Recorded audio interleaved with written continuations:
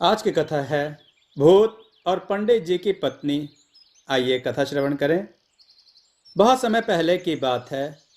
एक पंडित अपनी पत्नी को लेने के लिए ससुराल जा रहा था। तभी उसे रास्ते में एक व्यक्ति मिला। उसने पंडित से पूछा, महाराज, कितनी दूर तक जा रहे हैं? पंडित जी ने कहा, मैं अपनी पत्नी को ससुराल लेने जा रहा हूँ। हैरानी से उस व्यक्ति ने पंडित से कहा, आप पितृपक्ष में पत्नी को लेने के लिए जा रहे हैं? क्या आप जानते नहीं हैं कि इस महीने में किसी तरह का शुभ कार्य नहीं किया जाता? पंडित जी ने तपाक से कहा, अरे, मैं ब्राह्मण हूँ, मुझ पर ये सारे नियम लागू बिल्कुल भी नहीं होते। उस व्यक्ति को पंडित के मुंह से ऐसी बातें सुनकर बड़ा अजीब सा लगा, लेकिन वह कर भी क्या सकता था। वो चुपचाप वहां से निकल गया। पंडित भी अपने रास्ते की ओर चलते चले गए और कुछ देर बाद ससुराल पहुंच गए। वहां पहुंचते ही उनका खूब आदर सत्कार हुआ, लेकिन लड़के वालों ने भी पितृपक्ष में बेटी को घर से ससुराल भेजने से मना कर दिया। ब्राह्मण भी मानने वालों में से थे नहीं।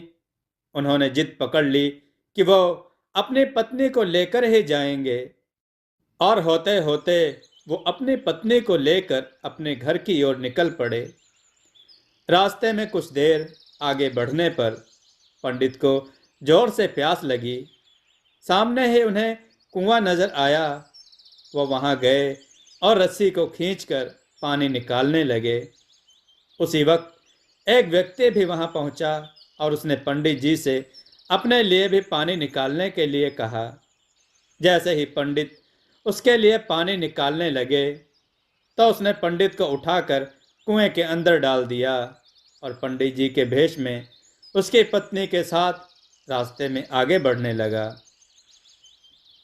दोनों कुछ देर बाद पंडित के घर पहुंच गए। वो व्यक्ति पंडित जी का रूप बनाकर उस महिला के साथ रहने लगा। ऐसा होते होते करीबन 1 महीना बीत गया, लेकिन पंडित अभी भी कुएं में ही फंसे थे। कुएं के ऊपर एक आम का पेड़ था। उस आम के पेड़ में से जो भी आम उस कुएं में गिरते, पंडित जी उसी से अपना गुजारा करते। 1 महीने तक कुएं के पानी को पीकर और गिरे हुए आमों को खाकर वे किसी तरह जीवित रहे।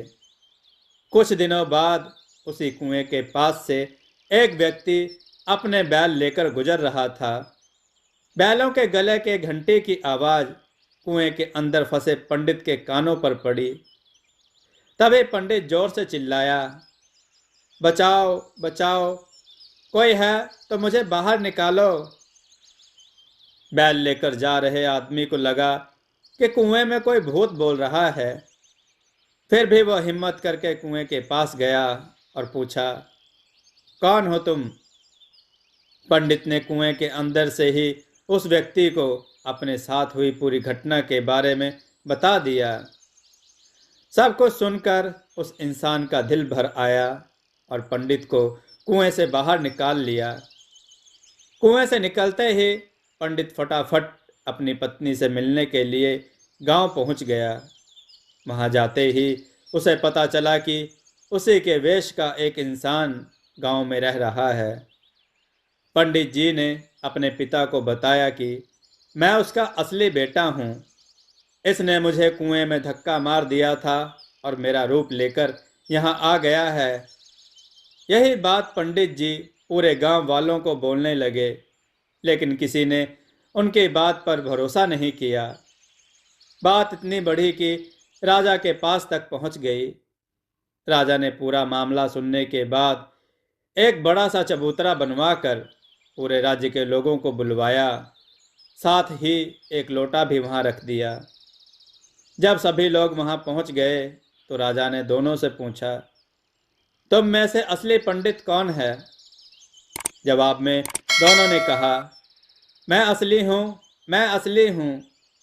इस बात को सुनते ही राजा ने कहा, जो भी जल्दी से इस लोटे में घुसकर बाहर निकलेगा, उसी को मैं असली पंडित घोषित कर दूंगा। इतना सुनने पर झट से एक पंडित लोटे के अंदर घुस गया। इतने में राजा ने लोटे का ढक्कन तेजी से बंद कर दिया। लोटे के अंदर बंद होते ही वो चिल्लाने लगा, राजन, मुझे माफ कर दो, मैं आगे से ऐसा कुछ नहीं करूँगा, मुझे क्षमा कर दो। इतना सब देखकर लोग समझ गए कि असली पंडित कौन है। सबको पता चल गया कि वो भूत था जो लोटे में घुस गया था। वह भूत पंडित को सबक सिखाने के लिए उसका रूप बनाकर उसी के घर में रह रहा था, क्योंकि वो पितृपक्ष में शुभ कार्य कर रहा था। मित्रों, कहानी से हमें यह सीख मिलती है कि बड़े बुजुर्गों द्वारा कही गई बातों के पीछे कोई ना कोई वजह छिपी होती है।